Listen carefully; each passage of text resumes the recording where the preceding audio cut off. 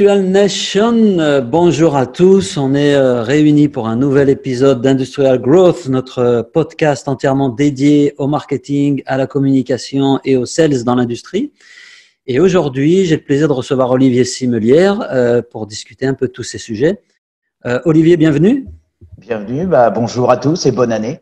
Merci, ouais, c'est vrai que c'est le début d'année. Cette tradition, ça se perd ou pas, les traditions de souhaiter les vœux?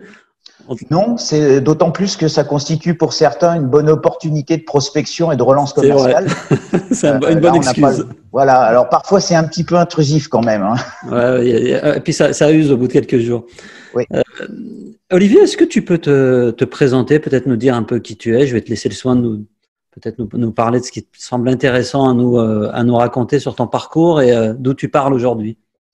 Alors aujourd'hui, je suis directeur adjoint de l'ESJ Pro Entreprise. C'est une structure de formation qui accompagne des dirigeants justement d'entreprises, des communicants sur des média training, de la prise de parole, des techniques de rédaction, mais également à mieux maîtriser une stratégie de contenu et de prise de parole sur le digital et les réseaux sociaux.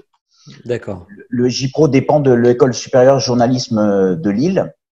Et pour moi, c'est un petit peu la parfaite synthèse de ce que je suis, puisque j'ai démarré ma carrière comme journaliste après avoir fait une école de journalisme, une autre en l'occurrence. Et assez vite, j'ai basculé dans la communication d'entreprise, tout d'abord sur des contenus pour un laboratoire pharmaceutique, puis après en tant que DIRCOM pour des grands groupes comme Nestlé Waters, Ericsson, Google et Ipsos. Et avant de rejoindre l'école, j'ai eu 5-6 années à la fois consultant indépendant en stratégie de com. D'accord. Et je travaillais de temps à autre aussi avec 2 agences de communication à Paris. Et en parallèle, j'ai lancé le blog du communicant il y a maintenant bientôt 10 ans. 10 ans, tu étais même peut-être un des blogs précurseurs. En tout cas, c'est un blog qu'on voit souvent apparaître quand on s'intéresse à ces sujets de la communication. Et que je recommande. Donc, je mettrai l'adresse, le blog du communicant.com, c'est ça? .com, voilà, tout bête. Est-ce qu'on peut dire que tu es passé du côté obscur de la force quand tu es passé du métier de journaliste à celui de, entre guillemets, de communicant? À l'époque, c'était pas si fréquent que les journalistes passent de l'autre côté dans la communication et rejoignent les entreprises ou les institutions. Donc, c'était vu peut-être pas comme une trahison, mais en tout cas, effectivement, je me défroquais presque pour rejoindre le monde de la communication qui est rarement bien vu par les journalistes.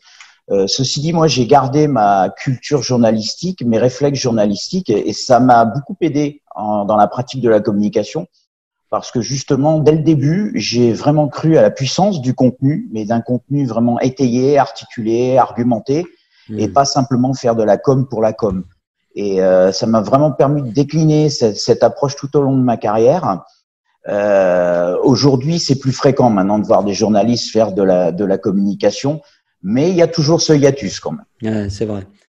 Une des premières questions que j'avais envie de te poser, en tout cas, il y a pas mal de boîtes que je rencontre, des prospects ou même parfois des clients, souvent peut-être des boîtes d'une certaine taille, on est plutôt sur des grands comptes ou des ETI, où la communication est complètement dissociée du marketing. Donc, on a des services de communication entre guillemets corporate. À l'intérieur de ces services, parfois, on retrouve un service de communication digitale, de communication plus traditionnelle.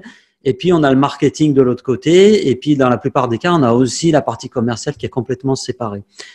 Ça fait beaucoup de silos, non, dans une boîte. C'est quoi ton avis sur ce type d'organisation? Est-ce que c'est bien d'avoir un service communication séparé du marketing dans une entreprise? Non, c'est pas vraiment conseillé, même si c'est une réalité que je confirme, qui existe dans les entreprises de toute taille, des ETI jusqu'aux plus grands groupes. Et pour avoir été DIRCOM, je l'ai parfois vécu. La communication est assez souvent tenue à l'écart des activités marketing et sales. Et vice versa d'ailleurs. Alors ça tient à plusieurs raisons. Souvent des personnalités de managers qui ne s'accordent pas et du coup il y a des luttes d'influence. C'est lié aussi à des organisations. La fonction communication est une fonction qui est encore un petit peu trimballée partout dans l'organigramme. Encore, les DIRCOM ne sont pas toujours au comité exécutif de l'entreprise et dépendent d'une autre fonction. ou bien la communication est coupée en deux, l'interne relevant des RH et l'externe se baladant un petit peu tout seul. Donc, ça n'aide pas à créer des flux et des collaborations. Ça, c'est clair. Et pourtant, la communication est essentielle pour définir un discours commun, un positionnement commun qui sera partagé et porté ensuite par le marketing, par les commerciaux. Et tout le monde parlera ainsi avec les mêmes références. C'est vraiment essentiel. Et inversement, en cas de crise notamment, ou de problèmes réputationnels, eh bien, le marketing et les sales seront à même de remonter auprès de la communication qui, dans ces cas-là, monte au front pour tenter d'atténuer les choses. Donc, si je comprends bien ce que tu nous dis, c'est pour toi le rôle de la communication, il est plus sur comment dire la définition un petit peu de la mission ou de la raison d'être un petit peu de l'entreprise, et le marketing et les sales vont être plus peut-être dans le comment dire la vente et le remplissage du pipeline commercial. Enfin, je sais pas comment on pourrait dire ça, mais c'est bien ça? Exactement. Le marketing et les sales, généralement, sont plus tournés vers les produits et les services que l'entreprise propose à ses différents clients et avec les fournisseurs aussi avec lesquels elle travaille. La communication, elle, est là pour définir la mission, les valeurs de l'entreprise, raconter son histoire, mettre en avant aussi les activités périphériques de l'entreprise parce que l'entreprise, certes, fabrique et vend des produits ou des services, mais l'entreprise, de plus en plus aujourd'hui, est impliquée dans des projets de dimension sociétale. C'est là où on parle de développement durable, de responsabilité sociétale d'entreprise, de la raison d'être qui revient beaucoup sur le devant de l'actualité, où là, il s'agit bien de contribuer à sa mesure et avec son expertise aux communautés qui entourent l'entreprise dans les zones où elle est implantée. Donc, ça peut être, par exemple, le financement d'un stade ou quand on est dans des pays du tiers-monde, eh bien, financer des programmes de scolarisation ou de choses comme ça, ou de modernisation des infrastructures. Alors, moi, la communication est là aussi pour valoriser ça et ça peut accompagner, appuyer le discours produit derrière. D'accord. Une chose qui me vient à l'esprit quand je t'entends nous parler de tout ça, c'est que on a le sentiment, et bon, c'est un peu ce qu'on reproche parfois à la com, on a le sentiment que ça a été un peu dévoyé, c'est-à-dire que il y a beaucoup de boîtes qui affichent des valeurs. C'est d'ailleurs souvent un peu les mêmes. En plus, maintenant, il y a toutes ces notions de comment dire, de responsabilité sociale et environnementale de l'entreprise. Comment on peut faire pour éviter de tomber justement dans ces comment dire, dans ce piège de se retrouver à définir des choses qui correspondent pas aux vraies valeurs de l'entreprise, à la vraie mission? Comment la communication, elle peut aider une entreprise à bien définir sa mission? La communication peut aider justement l'entreprise à définir sa mission en connaissant déjà bien ses champs d'expertise, son savoir-faire, son histoire. Il ne s'agit pas de réinventer un discours ou de plaquer un discours de manière artificielle pour, en gros, habiller la mariée et la rendre plus désirable. Il s'agit de partir du concret, du terrain, de ce qui existe ou de ce qui va être engagé et de s'appuyer sur ces forces qui sont là, qui sont de vraies preuves, pour ensuite avoir un discours sociétal, environnemental et expliquer que l'entreprise, eh bien, apporte sa quote-part à la communauté où elle est établie. À partir de là, on a un discours concret, factuel, argumenté, qui peut être prouvé éventuellement si des détracteurs se manifestent. Et là, c'est de la communication vertueuse. À l'inverse, si on s'invente en effet des qualités ou des critères qui ne sont pas vraiment les nôtres, le risque est qu'un jour, on vous les renvoie à la figure et on vous dise mais finalement, tout ça, c'est du vent. Et là, dans ces cas-là, vous payez les dégâts réputationnels.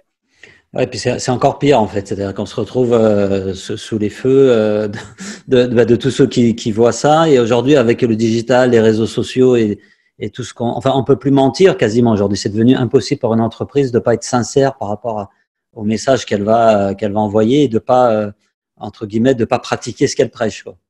Ah, ça c'est clair qu'aujourd'hui mentir c'est une solution très court-termiste. Qui peut revenir comme un boomerang avec des conséquences dramatiques en termes d'image, mais aussi en termes de vente derrière, parce que mentir, ça induit tout de suite la défiance. Et après, vos discours, qu'ils soient vrais ou pas d'ailleurs, même si vous êtes amendé, vous êtes corrigé, vont être suspects. Et c'est pas étonnant que, par exemple, dans l'environnement, on parle beaucoup de greenwashing, parce que malheureusement, beaucoup d'entreprises ont abusé du verdissement de leur discours, mais il n'y avait pas les actes qui correspondaient derrière. Donc, fatalement, les gens, les associations qui observent ça attentivement, eh bien, doutent, objectent, et puis c'est la défiance qui s'installe. Ok.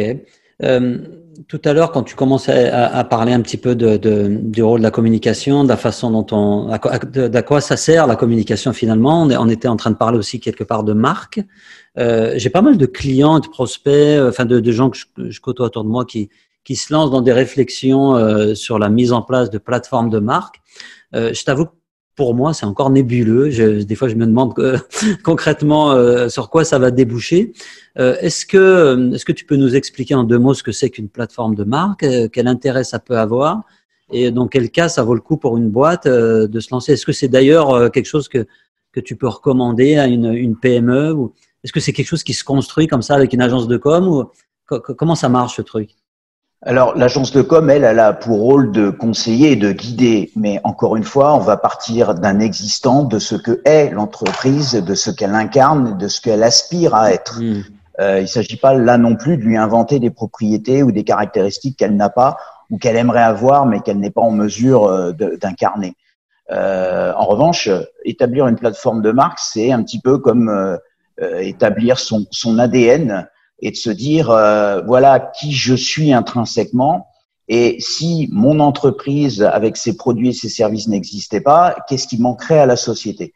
C'est une manière d'affiner son identité, de mieux se distinguer aussi vis-à-vis des concurrents. Ça permet d'avoir des éléments, des angles de discours un peu plus spécifiques, un peu plus propres à soi, plutôt que répéter comme tout le monde le fait, je suis le leader de ceci, je suis le leader de Exactement. cela. Et de plus insister justement sur la valeur ajoutée qu'on apporte à travers nos activités, nos produits.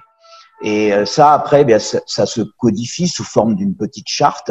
Alors, ça peut être un petit document écrit qui synthétise voilà les points référents, les points culturels structurants de l'entreprise.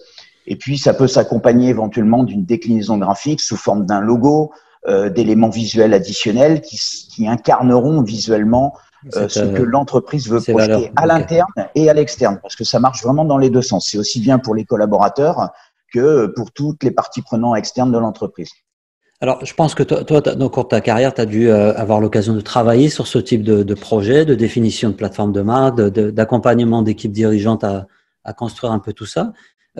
Quel conseil tu pourrais donner pour éviter que ça se retrouve finalement dans un tiroir et que ça prenne la poussière? Parce que c'est un peu le sentiment qu'on peut avoir parfois avec quelque chose qui… moi, la vision externe que j'en avais avant de comprendre à quoi ça servait, c'était en gros, ça coûte cher, ça coûte une blinde, des agences de com se sucrent là-dessus et ça finit au fond du tiroir alors qu'on aurait pu prendre un petit freelance pour faire le même logo. Voilà, je caricature et je sais que la réalité est bien différente, mais quel conseil tu peux donner pour que cette démarche de construction d'une identité, d'une marque forte et partagée par l'ensemble de l'entreprise fonctionne en fait? Effectivement, c'est toujours le piège, c'est de se définir une belle plateforme de marque avec tous les éléments qui vont bien. Et puis, une fois que c'est fait, on l'oublie, on la met de côté et chacun repart focalisé sur ses activités. Il faut qu'à chaque fois, à chaque activité, à chaque produit, à chaque événement créé, il y ait cette référence à la plateforme de marque, que les valeurs soient instillées en permanence. Sinon, ça n'a pas de sens. Alors, ça veut dire, par exemple, d'avoir, je sais pas, dans certaines professions, il y a besoin d'uniformes. Je pense notamment à une entreprise, une grosse PME suisse de restauration collective que j'avais accompagnée il y a 2 ans. On est passé par la définition d'une plateforme, un rebranding de l'identité corporate. Et ce rebranding, derrière, eh bien, on l'a décliné sous tous les supports visuels qui peuvent exister dans un restaurant d'entreprise. Ça allait de la toque du chef à la petite carte menu, etc. Et puis de faire vivre ça en permanence ensuite à travers des contenus, à travers des présentations qu'on fait aux clients, etc. De montrer qu'il y a une cohérence visuelle, mais aussi une cohérence dans les actes. C'est-à-dire qu'on s'est édicté des valeurs, on s'est édicté une mission, et voilà maintenant comment aujourd'hui on traduit cette mission concrètement. Et concrètement, sur cet exemple-là, qu'est-ce que tu as pu observer comme retombée positive? Alors, je sais qu'on va pas forcément mesurer un retour sur investissement parce qu'on est sur quelque chose qui est peut-être d'un peu plus immatériel que de campagne marketing, comme de l'emailing ou de la publicité. Oui. Par contre, on sait que ça a un impact. C'est quelque chose qui est très intéressant pour une boîte. J'imagine que pour cette entreprise, ça a eu un impact. Qu'est-ce que tu as pu constater comme impact positif, peut-être à la fois en interne et en externe sur cette entreprise-là? Quel retour tu as eu? Alors en interne, il y a une grande fierté, d'autant qu'on a associé dès le départ une quarantaine de personnes issues de postes clés, pas uniquement des grands chefs, mais aussi des managers intermédiaires. Et on les a fait réfléchir pendant une journée sur justement qu'est-ce qui caractérisait, selon eux, l'entreprise dans laquelle ils étaient et qu'est-ce qu'elle faisait et que ne faisaient pas les concurrents. Et à partir de là, on a justement trouvé des lignes de force, mais qui leur appartenaient finalement. Ils étaient très fiers de porter ça parce que on ne l'avait pas inventé comme ça ex nihilo, en se disant tiens pour telle boîte, ce serait très bien de lui faire dire ça. On les a vraiment fait accoucher de quelque chose dont ils n'avaient pas tout à fait conscience. Donc ça s'est traduit après par un renouveau graphique important et ils étaient vraiment très contents. Les premiers voulaient avoir justement les premiers kits, les uniformes, les uniformes, la signalétique, etc. Auprès des clients, des convives qui fréquentaient le restaurant, ça a eu le mérite de relancer un petit peu l'attractivité de la marque. Même si le convive d'un restaurant d'entreprise, c'est pas lui forcément qui décide du prestataire, mais en revanche, il sera quand même un peu prescripteur auprès de celui qui fait les achats pour l'entreprise et qui sélectionne les prestataires. Donc ça a vraiment continué à aider à rendre la marque vraiment plus sympathique, plus proche. Et puis ce que j'entends, c'est que c'est un élément aussi en interne fédérateur qui peut aussi être assez intéressant en termes de valorisation d'entreprise auprès de ses propres salariés.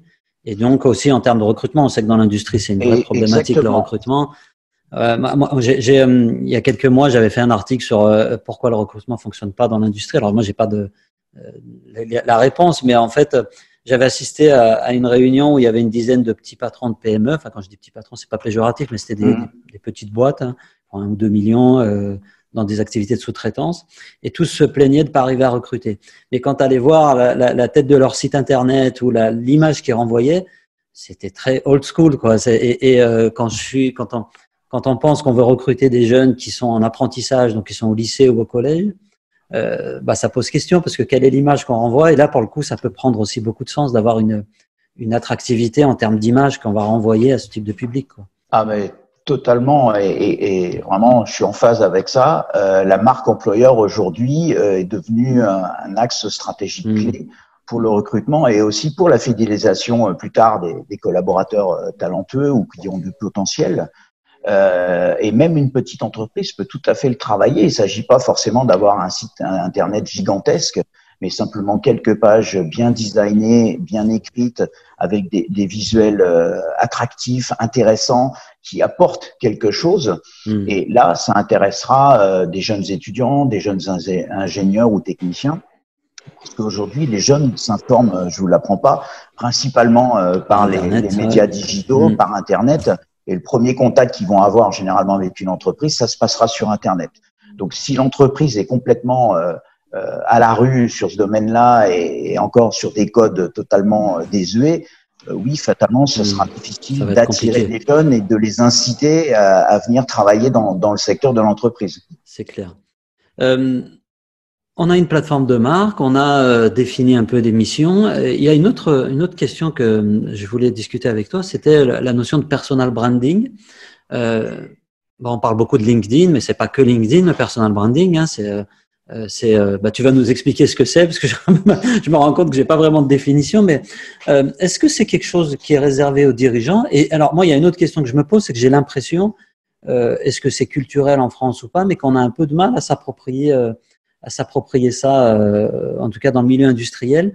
Et finalement, il y a peu de dirigeants ou de salariés d'entreprises industrielles qui ont vraiment une stratégie de personal branding qui permettrait aussi de maîtriser un peu le message et de maîtriser la façon dont on les perçoit. C'est quoi ton avis sur cette notion de personal branding? Est-ce que c'est de la com? Est-ce que c'est un intérêt? Alors déjà sur l'aspect culturel français, je te rejoins tout à fait. Il y a une sorte de blocage ou de défiance en France envers celui ou celle qui va s'afficher, qui va se montrer, qui va parler de quelque chose.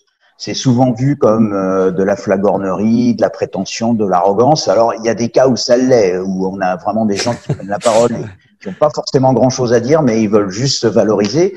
C'est pas le cas de tout le monde. Mais voilà, c'est l'esprit français, contrairement à l'esprit anglo-saxon, où on va dès la jeune enfance, on incite les enfants à s'exprimer, à faire valoir leur personnalité, à se sentir plus libre par rapport à ça dans leur discours. En France, ça a plus de mal à prendre. Bon, une fois cet intermède culturel passé… On n'aime pas trop voir les têtes dépassées, j'ai l'impression parfois. C'est peut-être l'effet révolution, je sais pas, mais c'est peut-être ça. C'est peut-être voilà, il y a d'un côté les chefs et de l'autre côté les autres. On n'est pas du même monde, et c'est tout à fait dommage parce que le personal branding d'abord n'est pas réservé qu'aux dirigeants.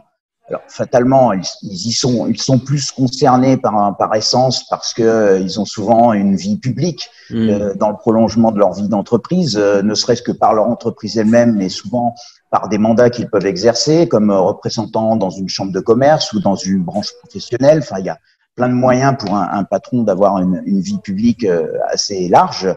Et de fait, mieux vaut être connu, mieux vaut avoir un portrait clair de qui on est, ce qu'on veut apporter et sa vision des choses. C'est plutôt conseillé.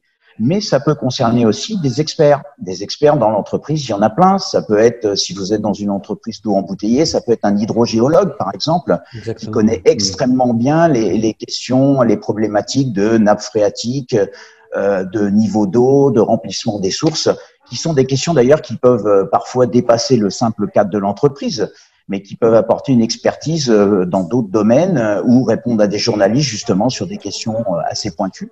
Donc ça peut concerner vraiment un grand nombre de personnes. Après, il ne faut pas faire du personal branding pour du personal branding. Il faut vraiment que ça apporte, un peu comme pour l'entreprise que j'évoquais à l'instant, une vraie valeur ajoutée, une vraie connaissance, une vraie expertise. Et puis, surtout, il faut que la personne qui fait ça soit confortable avec ça. Il ne s'agit pas de la pousser. Il y a parfois, effectivement, des experts, j'en ai connus, qui n'aiment pas être mis en avant ou qui n'aiment pas se mettre en avant. Voilà, qui n'aiment pas se mettre en avant, qui ne sont pas forcément à l'aise avec l'expression, même s'il y a des formations pour aider justement à monter en gamme sur cet aspect-là. Mais ils ne sont pas à l'aise, c'est leur nature. Et ça, il faut à tout prix le respecter parce que pousser quelqu'un vraiment en permanence sur le devant de la scène alors qu'il n'est pas du tout à l'aise, c'est le meilleur moyen qu'il se casse la figure et que même l'image de l'entreprise puisse en être affectée. Et enfin, pour terminer, le personal branding, c'est LinkedIn, oui, c'est, je dirais, l'élément essentiel. S'il y avait qu'une chose à faire, c'est vraiment LinkedIn, parce qu'aujourd'hui, lorsque on googlise un nom de personne, généralement, on cherche son profil LinkedIn. Mais ensuite, ça peut être une expression sur les réseaux sociaux, en se créant un compte Instagram, en créant un compte Twitter, en ouvrant un blog ou en contribuant à des plateformes thématiques comme il en existe. En fait, moi, je pense qu'il y a parfois une confusion, si je ne sais pas si tu es d'accord avec ça, entre ce qu'on peut voir. Aujourd'hui, il y a beaucoup de gens qui se mettent en avant sur Internet. On parlait de LinkedIn, mais si on va sur Instagram, il y a tout ce phénomène des influenceurs ou influenceuses, des youtubeurs, youtubeuses, etc. Parfois, beaucoup de gens qui n'ont pas grand-chose à raconter d'ailleurs, qui sont plus là à filmer leur vie. Et il y a une espèce de confusion entre le personal branding, les influenceurs ou le fait d'être un influenceur et ce que je qualifie, ce que j'appellerais moi plutôt de leader d'opinion dans le bon sens du terme. C'est-à-dire que on fait du business avec des êtres humains. Le business aujourd'hui se fait pas uniquement d'une entreprise à une autre. Si je dois aller vendre mes services à quelqu'un, proposer mes produits à quelqu'un, c'est un commercial ou un dirigeant qui va rencontrer un interlocuteur humain dans l'autre entreprise. Donc, je pense que c'est en ça que le personal branding est important. Qui je suis, qu'est-ce que je peux apporter comme valeur ajoutée et surtout, si je dois prendre la parole, c'est pour essayer d'apporter quelque chose qui fasse avancer Schmilblick, qui soit pas là uniquement pour, comme tu disais tout à l'heure, pour me vanter, me mettre en avant ou pour… il faut que ce que je raconte ait du sens, quoi, et de la valeur. Ah, tout à fait. Et c'est là où d'ailleurs c'est problématique aujourd'hui parce que il y a cette confusion entre, alors c'est notamment le cas sur Instagram, entre tous ces gens qui passent leur temps à se montrer, à s'inventer une vie dorée et au passage à faire du placement de produits parce que c'est rémunérateur et parce que ils ont des communautés énormes qui les regardent. Mais tout ça repose quand même clairement sur du très volatile. Et je le vérifie assez souvent. J'ai une fille de 13 ans qui est forcément, comme toutes les jeunes filles de 13 ans, très intéressée par ces soi-disant influenceurs. Mais ce que je note aussi, c'est que l'un chasse l'autre très vite. Ouais. Qu'il y a une rotation et que finalement, ces gens n'impriment pas vraiment. C'est juste des camelots qui font l'article. Point barre. En revanche, la vraie influence, ce que tu as défini comme leader d'opinion, c'est quand on contribue clairement, grâce à son savoir-faire, à ses connaissances, à sa légitimité sur un sujet, quand on contribue dans une conférence, en prenant la parole, ou en écrivant un livre, ou en participant à des travaux communs. Enfin, il y a plein de manières après d'exister. Là, oui, c'est un vrai bénéfice et pour la personne et pour l'entreprise. Une des craintes que peut avoir une entreprise, alors je pense que ça se vérifie de moins en moins. Il y a quelques années, j'avais mis en téléchargement sur notre site un document qui était une charte des réseaux sociaux, parce que je me rappelle qu'il y a 4-5 ans, enfin peut-être un peu plus, c'était la crainte des boîtes, quoi. Nos salariés vont prendre la parole sur les réseaux sociaux, il faut qu'on maîtrise ça. Il y a encore des boîtes, je suis assez surpris parfois, qui interdisent aujourd'hui à leurs collaborateurs d'utiliser par exemple Facebook ou les réseaux sociaux pendant le temps de travail. Je croyais que ça avait disparu, mais je suis tombé l'autre fois sur des boîtes qui le font. Alors, il peut y avoir de très bonnes raisons à ça. Je ne suis pas en train de le mettre en cause, mais ça m'a un peu étonné parce que je pensais que c'était rentré dans les mœurs et que tout le monde utilisait. Comment on peut gérer cette crainte? Alors, à la fois, peut-être une crainte qui est parfois pas justifiée, mais si elle est justifiée, comment, dans les entreprises que tu as pu accompagner, comment c'est géré? Comment on peut peut-être pas maîtriser, mais encadrer la pratique de ces outils-là, la prise de parole personnelle dans le cadre professionnel. Enfin, t'es communicant et t'as vu les derniers. Il y a régulièrement des scandales en fait sur Twitter parce que tel salarié de telle boîte, je crois qu'il y a encore eu un truc sur une marque de textile il y a quelques jours où des salariés ont fait la bringue. J'ai fait un papier justement sur, pas mon blog, mais la plateforme blog de l'ESJ Pro justement. Ouais, j'ai lu. Alors c'est peut-être ton papier que j'ai lu, mais j'ai lu un truc. En gros, voilà, là c'était clairement une soirée de 3 salariés d'une entreprise de textile. En plus, c'est une belle boîte, les slips français. C'est une boîte qui a une super image, qui font une soirée avec un jeu qu'on peut interpréter comme raciste. Moi, après, j'ai pas vu la vidéo en entier, mais voilà, il y a eu ça. Et comment on gère ça et comment on peut éviter ce genre de choses? Est-ce que tu as déjà eu à l'occasion de travailler sur ces questions-là avec des entreprises? Oui, ça m'est arrivé. Là, c'est tout simplement, ça se gère comme n'importe quelle autre crise, parce que par définition, les travers ou les dérives de certains salariés, même si ça intervient dans un cadre privé, c'est vrai qu'aujourd'hui la porosité entre privé, vie perso, vie pro, elle est de plus en plus grande, et que les idées saugrenues de certains peuvent affecter l'image de marque d'une entreprise. Dans ces cas-là, c'est à l'entreprise de vite se prononcer, ce qu'a fait d'ailleurs le ils ont bien réagi, je trouve, plutôt. Ils ont bien réagi. Alors même si sur les réseaux sociaux, certains voulaient encore plus que tout de suite on aille au licenciement des 2 personnes. Simplement juridiquement c'est pas aussi simple, c'est pas si simple et dicté et puis bon il faut pas que non plus les réseaux sociaux tournent au tribunal populaire comme ça, mais la boîte a bien géré, elle a pris position, elle a même appelé une association antiraciste pour essayer de développer un programme de sensibilisation en interne. Ils ont bien géré malgré tout, et ça se gère comme n'importe quel imprévu qui peut arriver. Pour autant, il ne s'agit pas d'avoir peur. C'est vrai que les entreprises, j'en connais encore. J'ai même eu une stagiaire il y a un mois, son entreprise interdit aux salariés de se connecter à Facebook. Ouais, il y en a encore. Ce qui est complètement idiot et contre-productif parce que les gens, de toute façon, s'y connectent via leur smartphone. Donc, ils passent pas par l'ordinateur. Alors oui, il peut y avoir des abus, mais globalement, les gens quand même on peut leur faire confiance, sont assez raisonnables. Et les gens n'attendront pas, en tout cas certains n'attendront pas l'autorisation de l'entreprise pour parler de leur entreprise. Ça, c'est une chose qui a été constatée dans de nombreuses études. Et une autre chose très intéressante qui ressort, c'est que la plupart du temps, les gens parlent en bien et avec fierté de leur entreprise.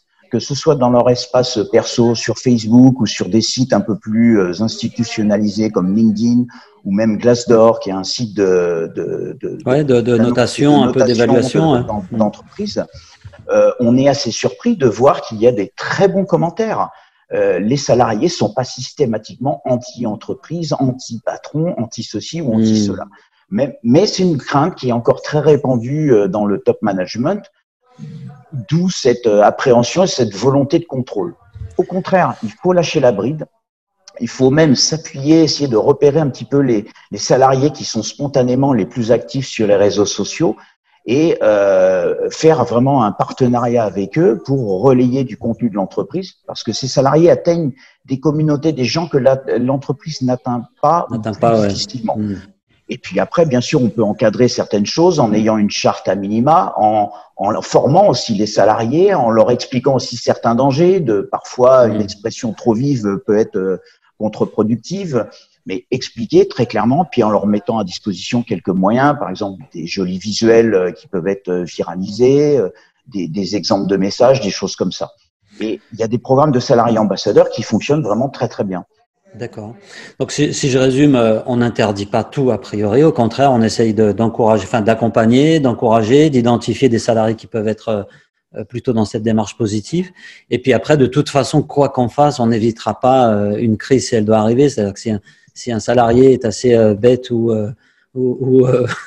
pour aller faire l'imbécile et diffuser ça sur Facebook au cours d'une soirée, bon, malheureusement, je pense que c'est des choses qu'on peut difficilement maîtriser. Et une des erreurs, ça serait peut-être, si j'entends ce que tu viens de dire, de chercher à vouloir tout maîtriser. Par contre, ce qui est intéressant, c'est d'avoir une réflexion en amont sur la façon dont on gérerait ce type de crise. Moi, tout à l'heure, j'évoquais avec toi le fait que dans une autre vie, j'ai beaucoup travaillé avec le monde de la chasse, par exemple.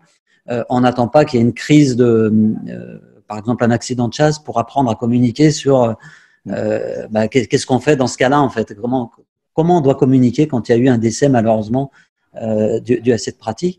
Et ça s'anticipe en amont. Donc, ça veut dire on crée une sorte de cellule de crise, on forme les gens et on les accompagne en amont avant que la crise arrive pour être prêt. Et on s'entraîne régulièrement. On s'entraîne régulièrement. Effectivement, il ne faut pas attendre que la crise éclate pour s'y confronter, parce que souvent, c'est tendu, c'est beaucoup de tension, beaucoup de stress, la crise. Si on n'est pas un petit peu rodé, c'est là où parfois on peut déraper encore plus et aggraver les choses. Donc ça se prépare, on sait que les scénarios, ça peut se recenser assez facilement.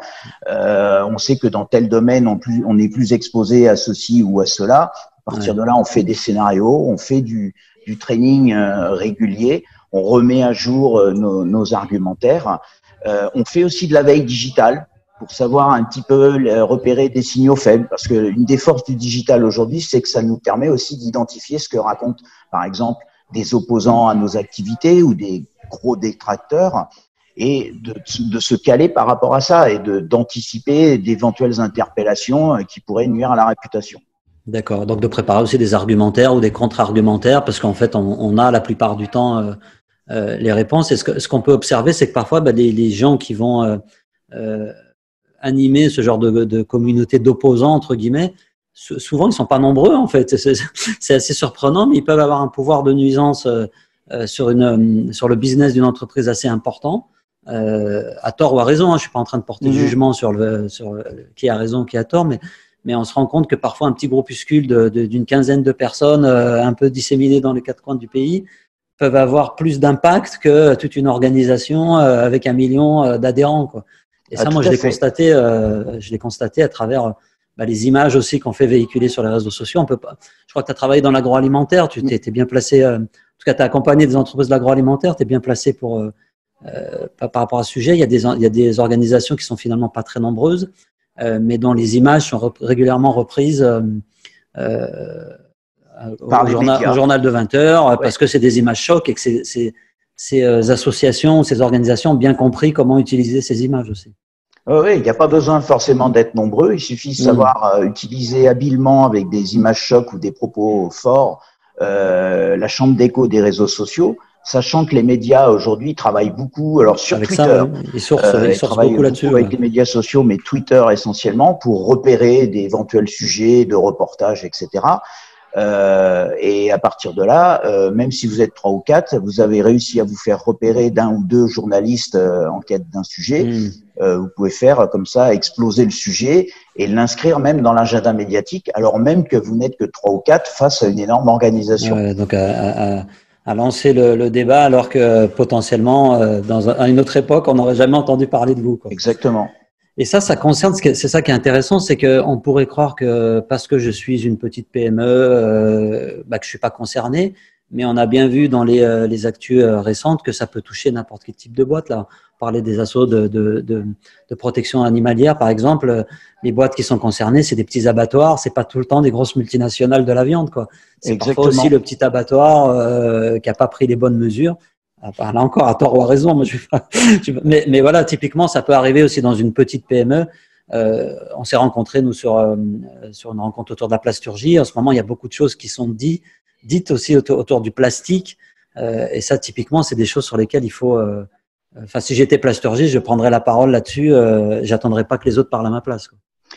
C'est tout le problème, entre autres de secteurs. Il n'est pas le seul, mais pendant longtemps, ils se sont astreints plutôt au silence, dans le sens vivons heureux, vivons cachés.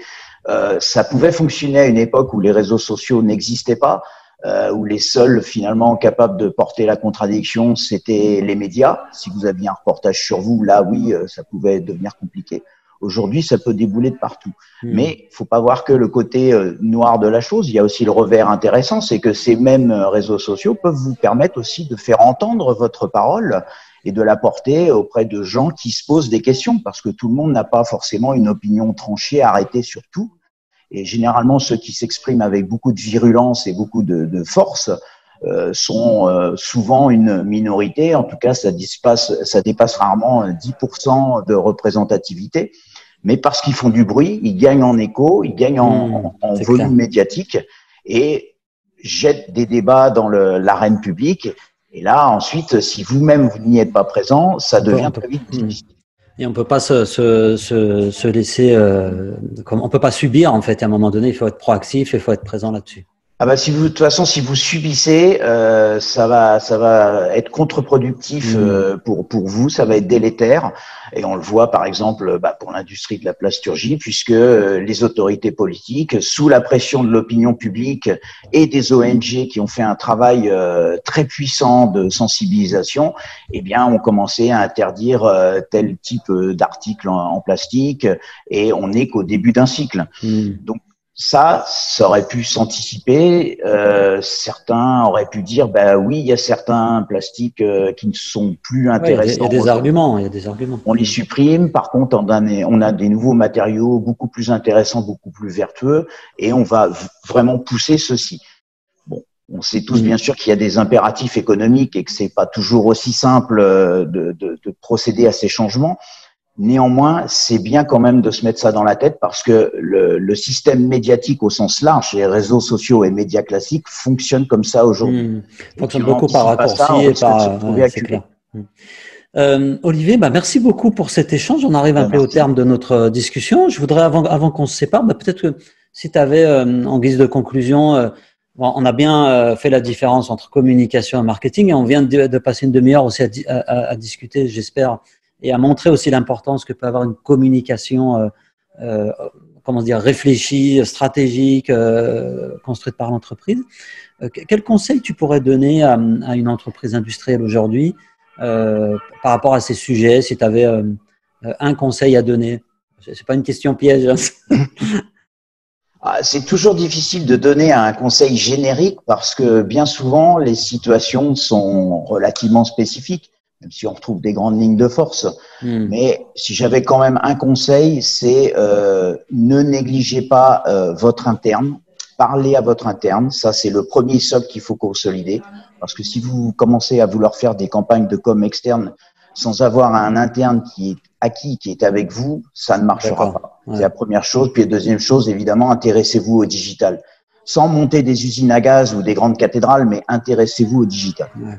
Et pas comme un truc en plus, quoi, comme quelque chose qui aujourd'hui est quasiment devenu central, en fait, dans la façon de communiquer. Qui est devenu central, que ce soit pour de l'image, de la réputation, ou de l'acquisition de clients, de la transformation de nouveaux prospects, de la vente. Le digital est devenu central. Eh ben, c'est le mot de la fin. Merci beaucoup, Olivier, pour cette interview.